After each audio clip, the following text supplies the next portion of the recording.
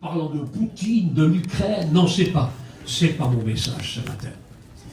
Je crois qu'on en a assez avec ce que dit la télévision et ce que nous rabâchent les informations pour savoir avec lucidité et conscience que nous vivons des temps difficiles. Nous vivons des temps difficiles. Et nous pouvons nous interroger. Certains ont commencé à spéculer un peu sur les événements et se servent et prêchent beaucoup plus ce qui se dit sur les médias que ce qui se dit dans la Bible. Restons dans la paix. Laissons le Seigneur contrôler les événements. C'est lui qui dirige, c'est lui qui connaît le temps et les époques. Tout lui appartient. Nous, notre rôle à nous en tant que serviteurs de Dieu, c'est, en prenant conscience des événements que nous vivons, c'est aussi prendre conscience que nous avons besoin de préparer l'Église pour demain. Préparer l'Église pour demain.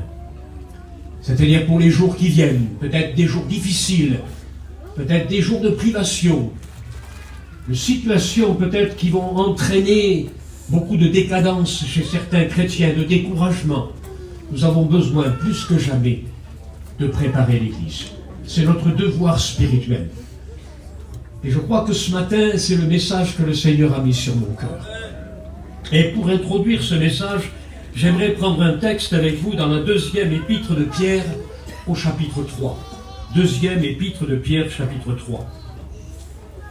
Voici déjà, bien-aimés, la seconde lettre que je vous écris. Dans l'une et dans l'autre des lettres, je cherche à éveiller, écoutez bien, je cherche à éveiller par des avertissements votre saine intelligence, afin que vous vous souveniez des choses annoncées d'avance par les saints prophètes et du commandement du Seigneur et Sauveur enseigné par les apôtres. Est-ce que vous comprenez cela? L'apôtre Pierre était anxieux, inquiet pour l'Église. Et il a donc décidé d'écrire deux lettres importantes. Oh, il n'en a pas écrit beaucoup, peut-être qu'il en a écrit d'autres qui ne nous sont pas parvenues, nous ne savons pas. Je pense que certainement Pierre a écrit d'autres lettres. Mais celles qui sont dans le canon des Écritures, ce sont les deux lettres que Pierre a écrites. Et dans ces deux lettres, il cherche à éveiller la saine intelligence. Je ne dis pas la sainte intelligence. Nous l'avons, la sainte intelligence, nous l'avons reçue par le renouvellement de l'intelligence des choses spirituelles. Et ce que nous ne comprenions pas avant notre conversion, par l'Esprit de Dieu qui a réveillé notre intelligence spirituelle, nous entendons et nous comprenons ce que le Seigneur veut dire. Mais là, il parle de la saine intelligence, c'est-à-dire une intelligence en bonne santé. Est-ce que vous comprenez ce que je veux dire? Une intelligence qui n'est pas frelatée, qui n'est pas corrompue, mais qui est saine, une saine intelligence. Un chrétien doit avoir une saine intelligence, c'est-à-dire une intelligence capable de comprendre les avertissements du Seigneur. Et j'aimerais aborder un sujet ce matin qui, je pense, est important pour les temps que nous vivons. Je voudrais parler de la séduction. La séduction. Il nous est dit dans le premier livre des Chroniques, au chapitre 12, que les fils d'Issachar, c'était une tribu, mais une tribu qui avait quelque chose de particulier. Les fils d'Issachar, par rapport aux autres tribus, aux 11 tribus, avaient une qualité, et je souhaiterais que ce soit la nôtre. Ils savaient discerner les temps. Ils avaient l'intelligence pour discerner les temps. Je voudrais que nous soyons tous ce matin animés de l'esprit qui était dans cette tribu d'Issachar, à savoir avoir les yeux ouverts, le cœur ouvert, l'intelligence ouverte pour discerner les temps dans lesquels nous vivons. Je ne parle pas des temps par rapport aux événements, mais les temps spirituels dans lesquels l'Église passe ou passera peut-être ou est passée pour que nous puissions éventuellement éveiller notre saine intelligence des choses spirituelles. Discerner les temps. Jésus nous avertit. Il dit dans l'évangile de Matthieu, chapitre 24, « Prenez garde que vous ne soyez séduits. » Prenez garde que vous ne soyez séduits. La séduction est dans le monde. Est-ce que vous comprenez ce que je veux dire? Elle a toujours été dans le monde. Depuis le commencement jusqu'à aujourd'hui, et demain encore certainement, la séduction existe dans le monde. Alors pour bien comprendre ce que c'est que la séduction, je ne veux pas faire de grec, on n'est pas là pour faire du grec, mais malgré tout c'est intéressant, et vous allez voir pourquoi. Le mot séduction en grec se dit apathéos. Je ne sais pas s'il y a des pêcheurs de truites ici, mais ils savent ce que c'est que de apathé. Le mot apathéos a donné naissance dans notre langue au verbe apather, apather le poisson. Séduire en quelque sorte le poisson. Le mot séduction, c'est appâter, attirer. Est-ce que vous comprenez ce que je veux dire? Attirer. On séduit. On peut aussi l'expliquer par amorcer. C'est ça la séduction. On amorce. On envoie quelques petits bouts de pain ou quelques appâts sur la rivière et le poisson arrive et là il suffit de le prendre. C'est ça, appâter. Et c'est ça la séduction. Apathéos. Est-ce que vous comprenez ce que je veux dire? Et on est face à un monde qui est en train de jouer la carte de la séduction dans l'Église. Je ne parle pas du monde extérieur, mais le monde qui nous concerne à nous. Le monde de l'Église. On est dans un monde où nous devons être veillants, intelligents, pour comprendre et réaliser et réagir face à la séduction.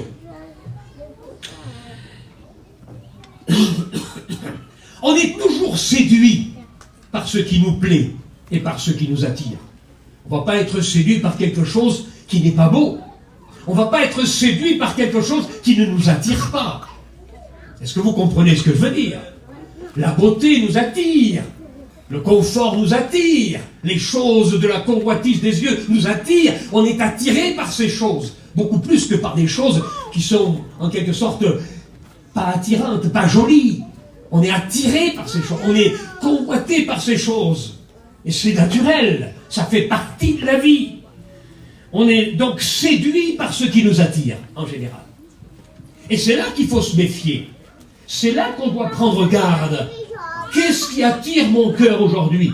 Qu'est-ce qui attire mes regards aujourd'hui? Quels sont les sujets de séduction qui sont autour de moi aujourd'hui, de façon à me protéger de l'esprit de séduction qu'il y a dans le monde? Alors, la séduction peut se retrouver dans la vie du chrétien et dans la vie de l'Église dans différents domaines. Un des domaines, et nous ne nous étendrons pas là-dessus, c'est dans le domaine de la chair. La chair. La chair est séduite. La chair est attirée. L'Épître aux Hébreux, chapitre 3, nous parle en quelque sorte de la séduction de la chair. La chair est attirée. La chair a des désirs contraires à ceux de l'esprit. Et il y a un conflit, il y a une lutte, il y a un combat, il y a une guerre entre la chair et l'esprit.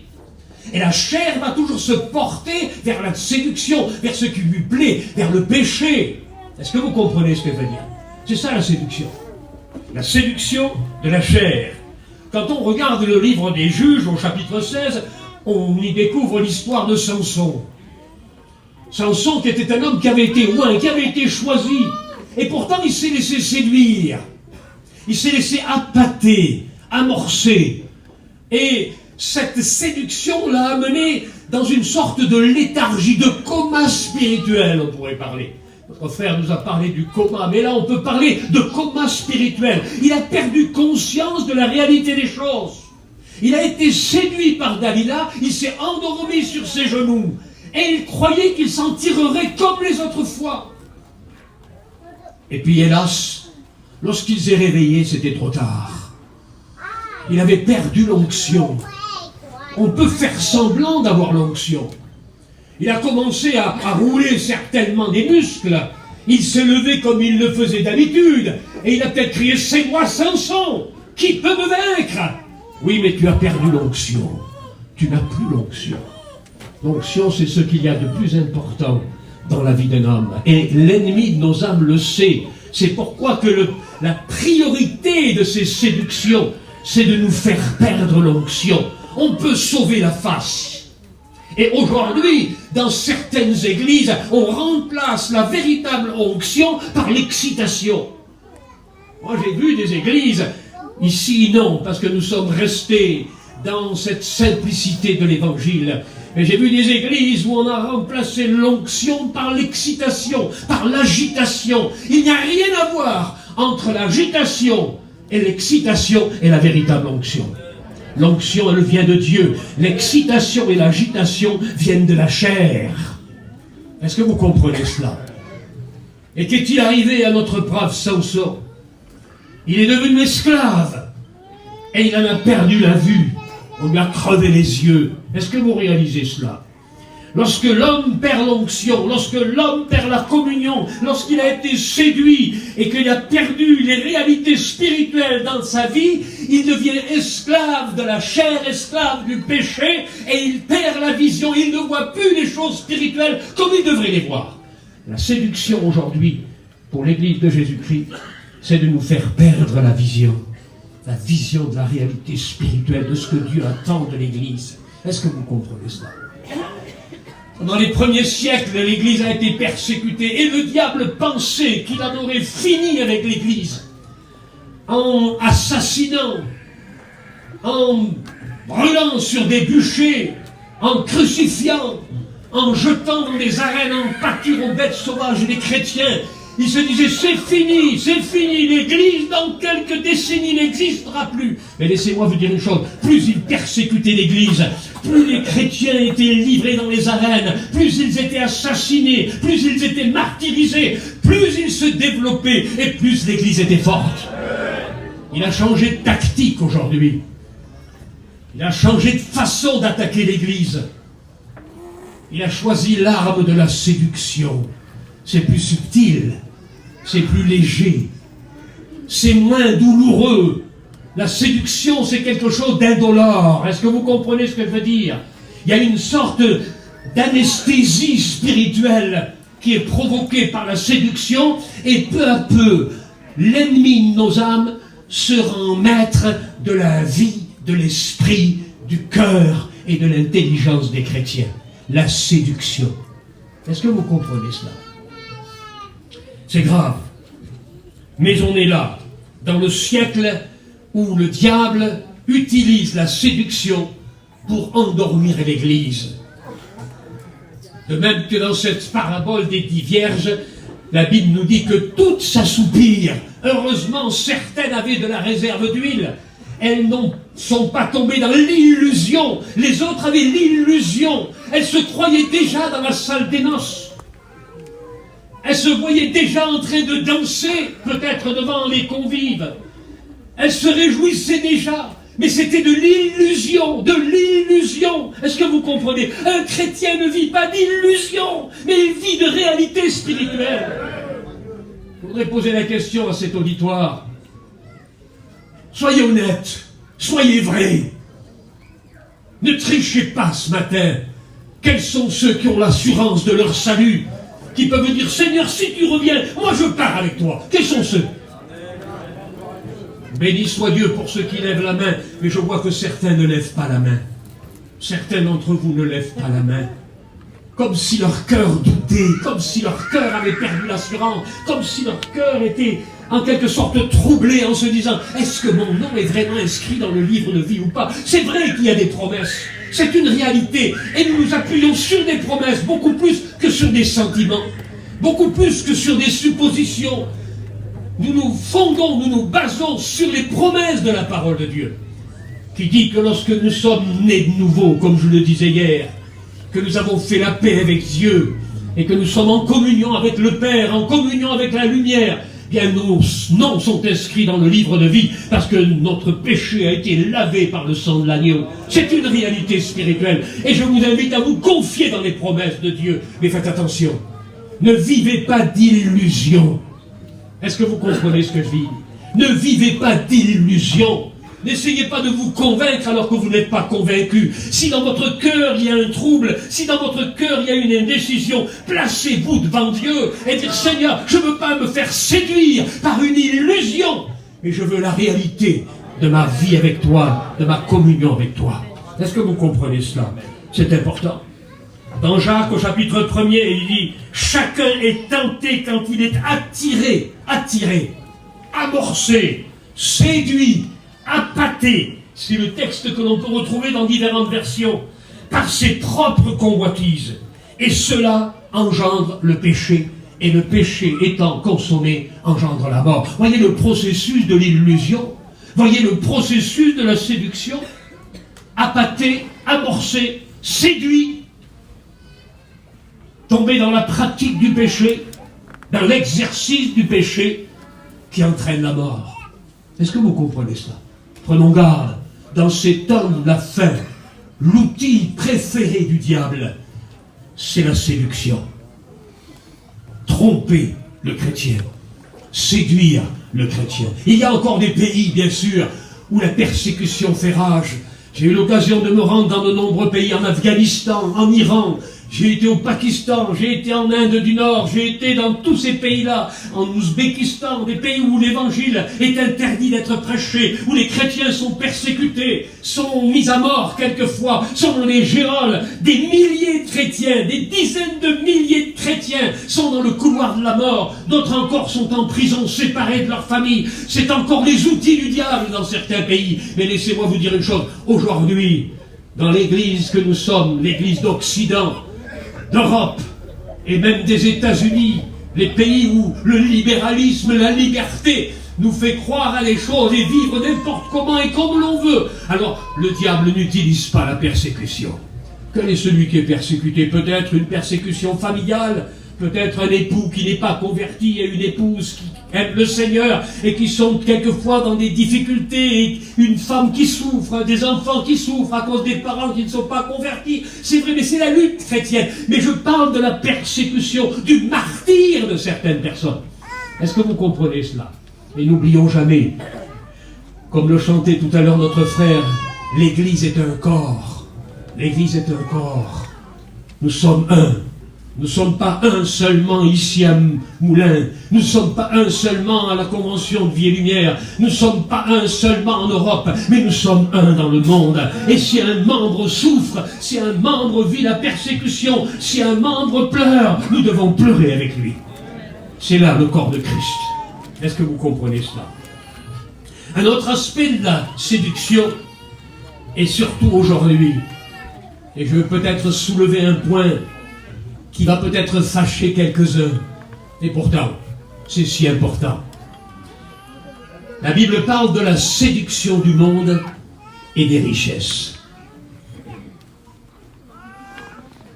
Il y a un grand silence, et pourtant c'est une réalité. La séduction du monde et des richesses. C'est aujourd'hui une porte qui s'ouvre au milieu de nous, au milieu du peuple du voyage. Nous parlions hier du passé, de ces années, des années 60, 70, où le peuple vivait dans la simplicité, où le peuple vivait au jour le jour, prêt à tout sacrifier, prêt à tout donner pour l'œuvre de Dieu. Les temps ont changé. Les temps ont changé. Les événements se sont produits les uns après les autres, et la facilité de gagner de l'argent aujourd'hui, vous allez dire, oui, mais c'est difficile. C'est pas vrai, ne dis pas ça. Le voyageur n'a jamais autant gagné sa vie qu'aujourd'hui. N'a jamais autant changé de matériel qu'aujourd'hui. N'a jamais eu autant convoitise des choses matérielles qu'aujourd'hui. Il est pris dans cet engrenage. Il est pris dans cet engrenage. La convoitise des richesses. Convoitise des richesses. Jésus parle de la séduction des richesses qui étouffe la parole. Qui étouffe la parole. Elle ne peut pas germer, elle ne peut pas progresser, elle ne peut pas grandir, elle ne peut pas porter son fruit, parce qu'il y a quelque chose qui est en train de l'étouffer. Le désir de posséder, le désir d'avoir, le désir d'être comme l'autre. la séduction des richesses. Que Dieu nous garde de ces choses, que Dieu garde l'Église de ces choses. Est-ce que vous comprenez ce que je veux dire? Restons simples. C'était la richesse du peuple des voyages. Je ne dis pas qu'il faut être un petit chorello, c'est pas ça. Mais prenons garde, faisons attention. Ne tombons pas dans l'engrenage. Écoutez les conversations. Dernièrement, j'ai été choqué devant cette espèce de course à l'argent, de course au bien-être, de course à posséder des choses, au travail. Et puis tout est géré. Le calendrier, c'est un calendrier de travail. C'est plus un calendrier spirituel. Même des serviteurs de Dieu aujourd'hui ne vont plus là-bas parce que là-bas, ça vaut rien. Il faut aller là-bas. Est-ce que vous comprenez ce que je veux dire? Prenons garde et gardons-nous de cette séduction des richesses. Il nous est parlé dans l'Ancien Testament, toujours dans le livre de Josué, au chapitre 7, d'un homme qui s'appelait Akan. Vous connaissez son nom? Son nom signifie, et il porte bien son nom, celui qui trouble Israël. Celui qui trouble Israël. Celui qui trouble. Il a été troublé lui-même et il entraîne le trouble dans le peuple de Dieu. Israël remportait victoire sur ses ennemis. Et Akan était un de ceux qui combattaient. Et au cours du combat, il a convoité quelque chose. Un manteau de Shinéar. Shinéar était une ville en Perse qui produisait des manteaux de valeur, des sortes de manteaux de fourrure de l'époque. Et un des soldats qui avait été fait prisonnier, Akan avait saisi chez lui un manteau de Shinéar, un lingot d'or, 200 cycles d'argent, un lingot d'or et 200 cycles d'argent. Il les avait pris, il les avait convoités, et il les avait cachés, enterrés dans sa tente. Et il a amené l'opprobre et la défaite sur le peuple d'Israël.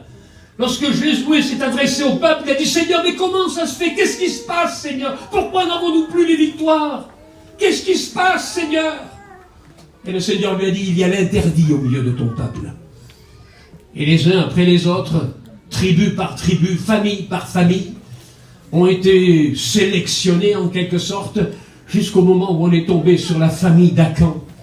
Et Dieu a révélé la convoitise et le péché d'Akan. La convoitise des richesses. Est-ce que vous comprenez cela? On en est là aujourd'hui. On a besoin de faire attention. Paul à Timothée dit ceci: l'amour de l'argent est la racine de tous les maux. C'est pas l'argent qui est un problème, c'est l'amour de l'argent. La séduction et l'amour de l'argent. Va voir, pourquoi pas? Pourquoi le Seigneur ne permettrait-il pas que tu réussisses dans tes affaires? Mais c'est tout à fait légitime et je demande au Seigneur de bénir chacun, chaque famille, pour que chacun puisse avoir de quoi faire face à ses besoins, mais largement. Mais l'amour de ces choses est un péché. L'amour de l'argent. Et la traduction originale dit ceci: la passion sans frein de l'argent est une racine de tous les maux. La passion sans frein, c'est-à-dire qu'il n'y a plus de limite, il n'y a plus de frein. C'est comme si vous conduisez une Ford, je ne sais pas, une Ford Mustang à 180 à l'heure et puis qu'il n'y a pas de frein sur la voiture. Vous êtes sûr de vous fracasser contre un mur ou contre un poteau. La passion sans frein, c'est-à-dire qu'il n'y a plus de limite, on ne s'arrête plus. On est constamment là à la recherche de ces choses. On est passionné, on est livré à ça. On ne pense qu'à ça, on ne voit que ça. C'est le but de la vie. Au prix à payer s'il le faut pour que les enfants en souffrent, que le foyer en souffre. Mais il faut. C'est une possession, dit l'apôtre Paul. Quelques-uns en étant possédés. Imaginez-vous un petit peu, ça va loin ça, hein? Quelques-uns en étant possédés se sont jetés eux-mêmes. C'est personne qui les a jetés. Il arrive quelquefois que les circonstances de la vie nous entraînent dans des tourments, dans des difficultés, des problèmes, comme notre frère témoignait tout à l'heure avec les épreuves par lesquelles il est passé, mais il n'était pas responsable de la situation. C'était les événements, c'était le Covid, c'était la situation dans laquelle se trouvait la famille. Et ils souffraient de cela. Mais d'autres se jettent eux-mêmes dans le piège, se jettent eux-mêmes dans des circonstances où ils ne peuvent plus s'en dépêtrer. Et ils sont malheureux et ils rendent malheureux tout leur entourage et leur famille. La séduction des richesses. Est-ce que vous comprenez ça? C'est important ça. Dieu nous avertit ce matin. Dieu avertit son peuple. Que vous soyez, que nous soyons animés d'une saine intelligence pour comprendre ce que Dieu veut nous dire ce matin. Peut-être que certains nous diront que le message n'est pas adapté, mais laissez-moi vous dire une chose. Les temps que nous vivons sont trop graves. Sont trop graves. Pour passer de la pommade dans le dos des gens, il faut dire les choses telles qu'elles sont. Telles qu'elles sont. Dit l'apôtre Paul, si je ne vous disais pas la vérité, je ne serais pas serviteur de Dieu. Est-ce que vous comprenez cela? Si je ne vous disais pas la vérité, je ne serais pas serviteur de Dieu. Un serviteur de Dieu doit dire la vérité, doit avertir. Les temps que nous vivons sont trop graves, sont trop sérieux pour l'Église de Jésus-Christ. Le Seigneur revient bientôt, on le sent, on le comprend, on le sait. Mais ne soyons pas de ceux qui en connaissent toute la théorie, le fait de savoir qu'il revient. Mais vivons le retour du Seigneur. Vivons le retour du Seigneur et préparons nos lampes pour le retour du Seigneur. Préparons nos lampes. Gardons l'onction. La séduction veut nous faire perdre l'onction. Est-ce que vous comprenez ces choses? C'est important. Paul avait un collègue. Il s'appelait Démas. On le retrouve dans plusieurs épîtres de Paul. Il a accompagné Paul dans beaucoup de ses voyages. Il a vu Paul exercer son ministère. Il a certainement été le témoin de miracles au travers du ministère de Paul. Il a écouté ses enseignements. Peut-être que même il en a écrit quelques-uns. Il a noté ce que Paul avait fait. Il a été un proche collaborateur de Paul. Imaginez-vous un peu l'envergure du serviteur de Dieu. C'est pas René, c'est Paul. Je peux décevoir, mais Paul était l'homme d'aplomb, l'homme fondé sur la parole. Je ne pense pas qu'il a déçu Démas. Il ne l'a pas déçu. Mais à cause des circonstances, lorsque Démas est arrivé à Rome, et que Paul y était là en captivité, il était assigné à résidence, il attendait le moment de son jugement qui le conduisait après à la mort. Il était assigné à résidence, il ne bougeait pas. Démas a commencé à tirer en quelque sorte des conclusions de la situation. Il entendait parler de martyrs, il entendait parler de persécution, il entendait parler de temps difficiles. Et il se disait de toute façon, ça va pas aller loin tout ça. César est trop fort. Qui peut lutter contre César? Qui peut lutter contre l'Empire de Rome? Ce n'est pas cette poignée de chrétiens, des gens simples, mais remplis de foi, remplis d'espoir, remplis de conviction, mais des gens simples. Quel royaume que le royaume de Dieu contre le royaume de César? Mais laissez-moi vous dire une chose, le royaume de Dieu, c'est le royaume le plus puissant qu'il peut y avoir. Parce que celui qui est notre maître, celui qui est notre empereur, celui qui est notre roi, il est le roi des rois, le seigneur des seigneurs, et toute domination plie des genoux devant lui. Mais Démas avait une autre vision des choses. Et il s'est dit de toute façon, en mettant dans la balance le siècle présent et l'avenir que me donne l'Église aujourd'hui, c'est la mort, c'est la persécution, c'est les difficultés, c'est la privation. Il a choisi d'abandonner Paul, et pas pour n'importe quelle raison, pour une triste raison, par amour pour le siècle présent. Il aurait pu quitter Paul pour aller prêcher l'évangile en Crète, ou éventuellement à Thessalonique, ou éventuellement en Espagne, en disant « Paul, je ne t'abandonne pas, je suis avec toi, mais le Seigneur m'appelle plus loin. » Est-ce que vous comprenez cela? Non, il a tourné le dos, il a laissé tomber le serviteur de Dieu. Et quand on laisse tomber le serviteur de Dieu, comme il l'a fait, il était à deux doigts certainement de laisser le Dieu du serviteur. Car quand on abandonne l'œuvre de Dieu, on abandonne aussi le Dieu de l'œuvre. Est-ce que vous comprenez cela? Démas m'a abandonné par amour pour le siècle présent. Gardons-nous de la séduction du siècle présent. Soyons vigilants. Vivons dans ce monde, c'est normal. Faisons face à nos affaires en toute sobriété, dit la parole de Dieu, avec sagesse et discernement, sans nous laisser, en quelque sorte, ensorceler, séduire, appâter par le siècle présent. Votre Paul le disait dans son épître aux Corinthiens, ne vous conformez pas, ou plutôt aux Romains, ne vous conformez pas au siècle présent. Ça veut dire quoi? Se conformer, c'est-à-dire avoir la mentalité, la vision, l'état d'esprit. Se conformer, c'est en quelque sorte s'appliquer à faire comme le siècle présent. Le siècle présent est trop mauvais, trop méchant, trop impur. Est-ce que vous comprenez cela? Prenons garde à la séduction. Il y a une autre séduction qui est plus subtile. Je vous en ai dit quelques mots par rapport à l'illusion. Un évangile séduisant. La séduction d'un évangile séduisant. Aujourd'hui, on est dans un monde où l'évangile devient séduisant. Et pourtant, ce n'est pas le langage de Jésus. Ce n'est pas le langage de Jésus. Jésus ne nous a pas dit que tout serait facile. Quel est celui qui peut dire que Jésus a dit que tout serait facile? Vous aurez des persécutions dans le monde. Mais prenez courage, j'ai vaincu le monde.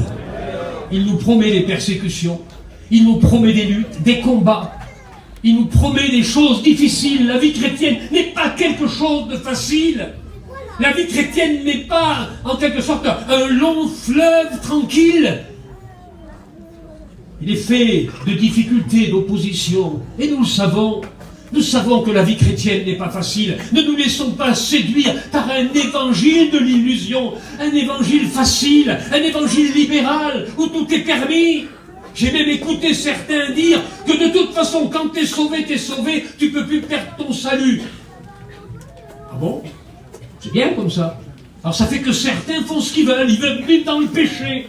Ils peuvent mentir, ils peuvent voler, ils sont sauvés, ils ne peuvent pas se perdre. Imaginez-vous un petit peu, ils vont au ciel directement. Tout le monde, il est gentil, tout le monde veut aller au ciel. C'était un chant d'une certaine chanteuse il y a quelques années.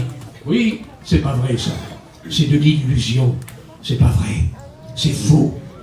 Il faut persévérer. Celui qui persévérera jusqu'à la fin sera sauvé. Nous sommes dans un temps où nous avons besoin de persévérance. Vous avez besoin de persévérance, dit l'apôtre Paul.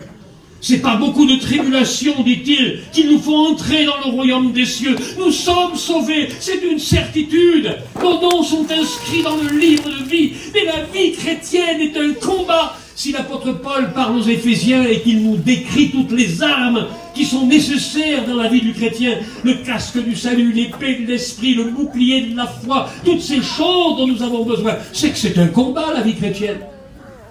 Sinon, l'apôtre Paul ne nous aurait pas parlé des armes spirituelles que nous avons besoin. Si la vie chrétienne n'est pas un combat, t'es pas d'accord avec moi, mon frère? La vie chrétienne est un combat, c'est pas quelque chose de facile.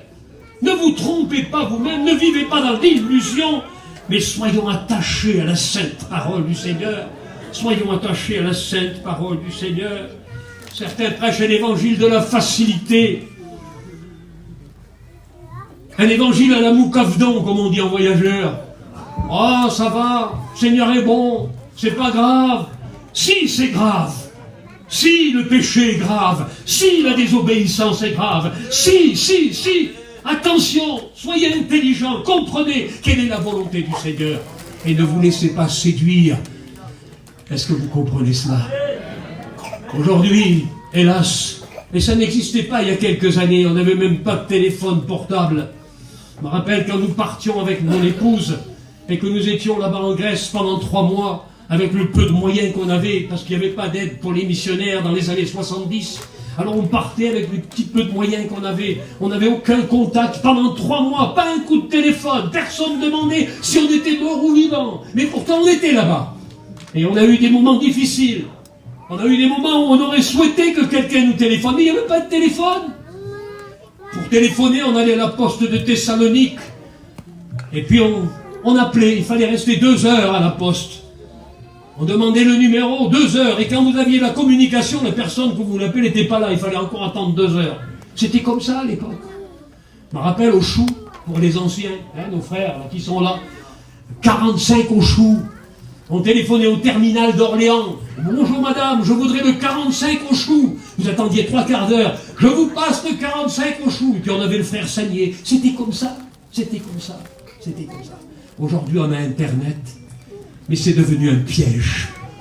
Un piège pour le chrétien. Un piège pour le serviteur de Dieu. Un piège pour les enfants de Dieu. Un piège pour la jeunesse. Alors on est là, sur Internet, on regarde, on se nourrit de n'importe quoi. Laissez-moi vous dire une chose, il y a un passage dans le deuxième livre des rois, il nous est parlé d'Élisée, qui arrive là, et les enfants de prophètes qui sont là, les fils des prophètes sont là, ils ont faim, ils ont besoin de manger. Alors Élisée dit, fais-leur la soupe. Et puis un des jeunes prophètes va récolter n'importe quoi, il va ramasser n'importe quoi dans les champs, il va tomber sur des sortes de plantes de concombres sauvages, et il va les mettre dans la soupe, et d'un seul coup on entend crier, la mort est dans le pot, la mort est dans le pot. Laissez-moi vous dire, aujourd'hui la mort est dans le pot, la mort est dans l'église, avec Internet.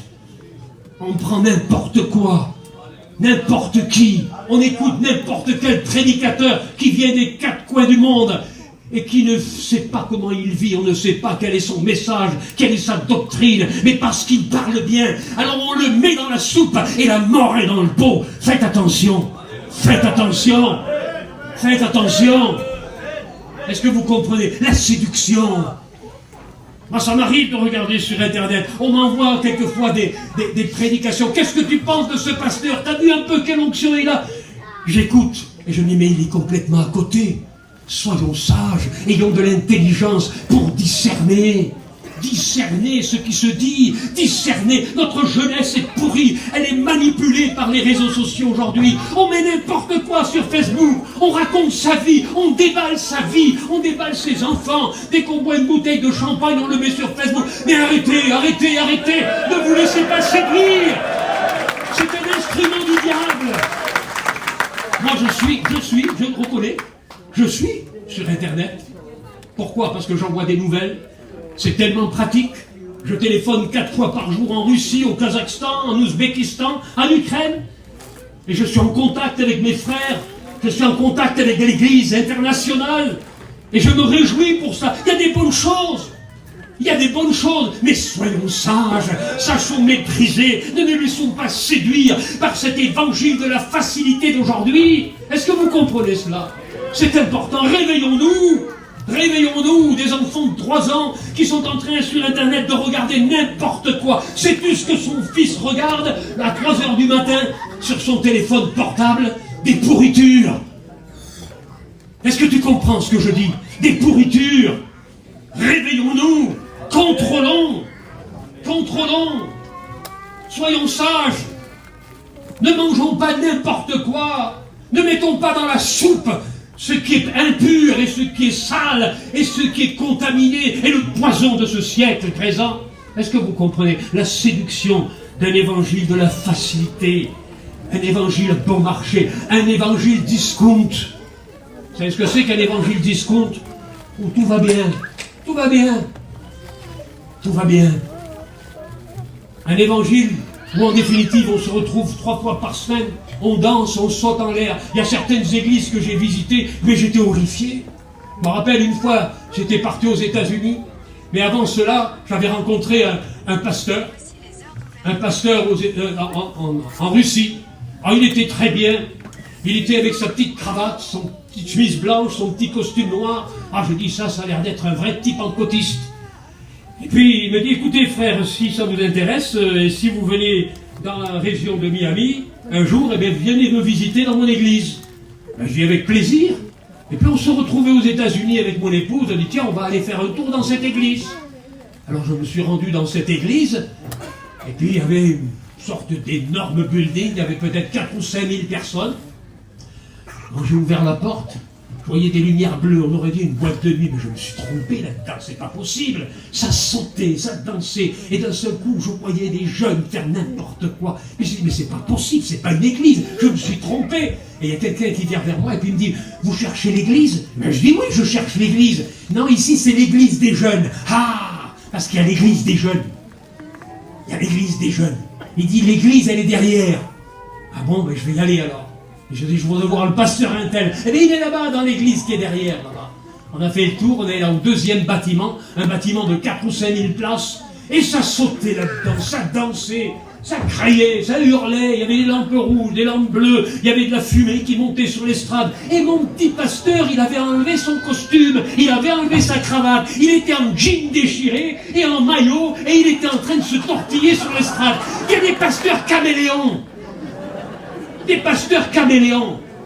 Quand j'ai vu ça, j'ai dit non, je m'en vais. Je ne peux pas rester là-dedans. Je me demandais si Jésus avait sa place dans une telle église. Est-ce que vous comprenez ce que je veux dire? Est-ce que Jésus a sa place dans une telle église? Le Dieu que nous avons est un Dieu de paix, un Dieu de grâce. Il est là ce matin. Il se sent bien au milieu de nous. J'en suis certain. Il se sent bien au milieu de nous. Est-ce que vous comprenez cela? L'évangile de la facilité, l'évangile libéral. Ça divorce, ça se marie, ça se remarie. Pasteur même divorce et il se remarie. C'est libéral. On est en plein libéralisme. Vous savez ce que c'est que le libéralisme? Et c'est une abomination. On n'est plus dans l'évangile. Restons dans l'évangile. Ne soyons pas séduits par ce qui paraît briller à nos yeux, par ce qui paraît attirant à nos yeux. Restons dans la simplicité de l'évangile de Jésus-Christ. Ne changeons pas. Restons dans la simplicité de l'évangile de Jésus-Christ. Même si ça paraît un peu ringard, démodé. On me l'a dit une fois, je prêchais l'évangile, et puis un frère qui est venu me voir, et puis il me dit, tu sais toi, c'est marrant, tu prêches comme la Pentecôte dans les années 70. Mais j'ai dit, c'est dommage, j'aurais tant voulu prêcher comme la Pentecôte des années 30. Du temps de Paul, du temps de la Pentecôte, du temps de Pierre, j'aurais tellement voulu avoir ce message-là. Et non pas seulement le message des années 70. L'évangile a changé. Ne changeons pas. Restons fondés sur la parole. Je bénis Dieu pour notre mission. Jusqu'à maintenant, nous nous efforçons de nous protéger de ces choses. Déjà, c'est pas dans notre mentalité de voyageur.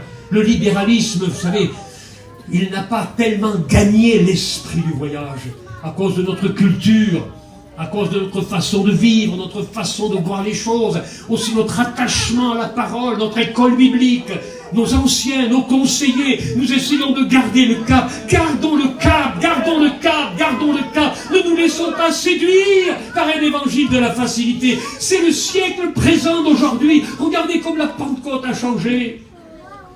Mon frère est pasteur, il a 80 ans. Il est à la retraite. Et l'autre jour, nous parlions ensemble. Et il pleurait. Il pleurait. Un vieux pasteur de Pentecôte. Il pleurait. Certains l'ont connu. Il a été pasteur à Vienne. Il a été pasteur dans la région de Dijon. Il a été pasteur à Nîmes. Il a tenu des églises. Il a combattu le bon combat. Il a été obligé de prendre sa retraite il y a quelques années parce qu'il avait fait un anévrisme. Et puis on était là en train de parler. Et il pleurait. Il me dit, je ne retrouve plus ma Pentecôte. Je ne retrouve plus ma Pentecôte. Il y a encore, il me disait avec larmes, il y a encore dans la Pentecôte des hommes fidèles, des hommes qui veulent rester attachés à la parole. Mais il y a tout un courant libéral, un courant de la facilité, un courant qui veut briller, qui veut avoir du succès, un courant qui veut avoir pignon sur rue. Restons le petit troupeau. Petit troupeau. Il n'est pas grand, hein.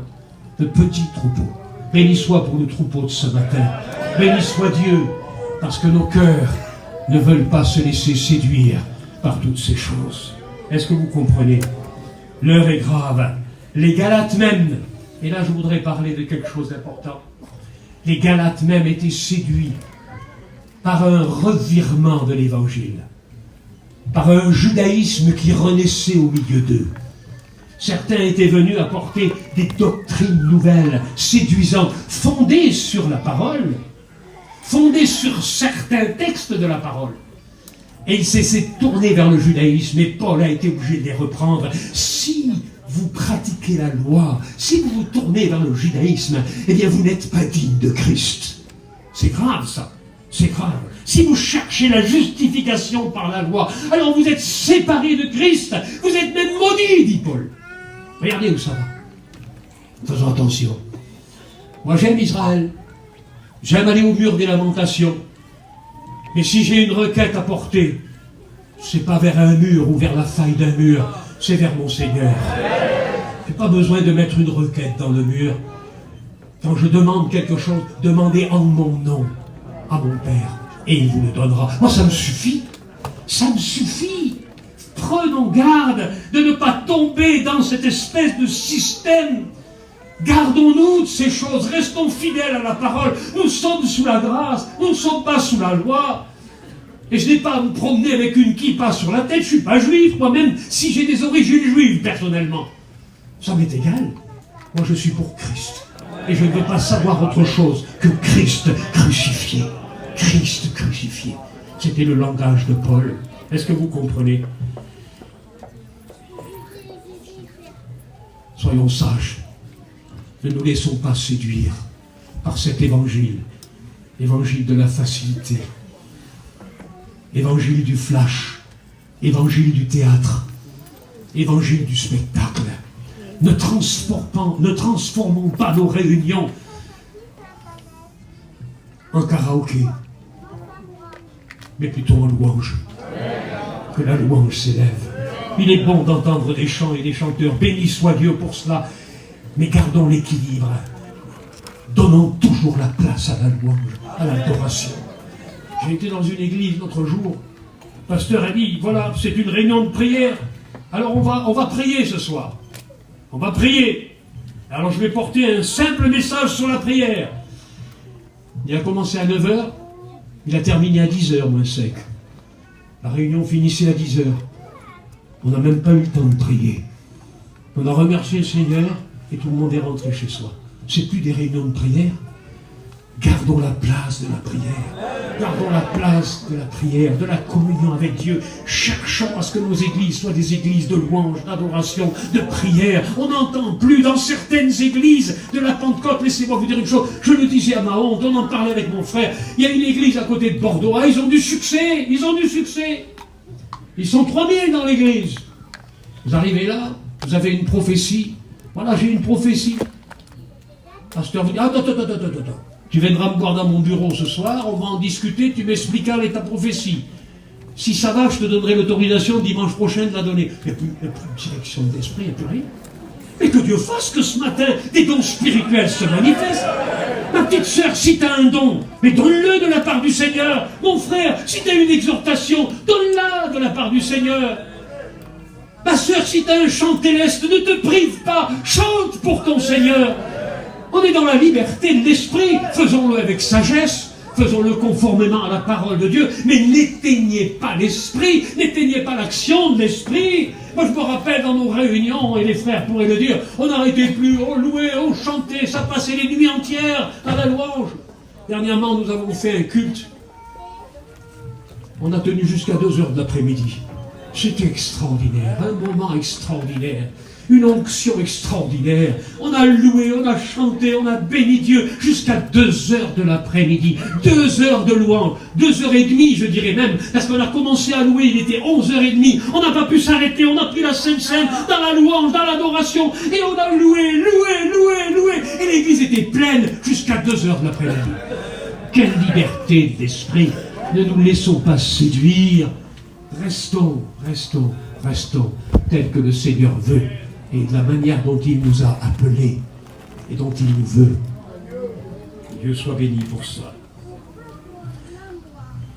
On entend de moins en moins prêcher la repentance. Je sais que chez vous, vous avez des bons évangélistes. Et je sais que chez vous, on prêche la repentance. Et que Dieu fasse que l'on continue à prêcher la repentance. C'est la clé du salut. C'est la clé du salut. C'est la clé du salut. Le bon petit message de repentance. Le bon petit message de la nouvelle naissance. C'est la clé du salut. C'est la base, c'est le fondement. Ne partons pas dans des discussions vaines, inutiles, mais restons sur la parole. Restons attachés à la parole. Est-ce que vous comprenez cela? On ne prêche pas n'importe quoi à l'Église. On ne prêche pas n'importe quoi. Prêche la parole. Prêche la parole. Ne nous laissons pas séduire. L'évangile n'est pas un évangile de voyageurs, de Montlouche, de Rome, de gitans. Mais l'évangile est un message pour les hommes. Il n'y a pas d'évangile adapté à telle ou telle race, telle ou telle tribu. Mais c'est à nous de nous adapter à l'évangile. Est-ce que vous comprenez ce que je veux dire? C'est à nous de nous adapter à l'évangile. Attachons-nous à mettre en pratique la parole. Ne cherchons pas à adapter la parole à notre vie, mais adaptons notre vie à la parole. C'est important. Ne nous laissons pas séduire. Faisons attention. Je voudrais terminer par un texte, car le temps passe. Je voudrais terminer par un texte que l'on trouve dans le livre des Galates au chapitre 6, verset 7. Galates, chapitre 6, verset 7. Qui est aussi un texte d'avertissement pour nous, pour l'Église d'aujourd'hui. Regardez ce qu'il est écrit ici. Chapitre 6 et verset 7.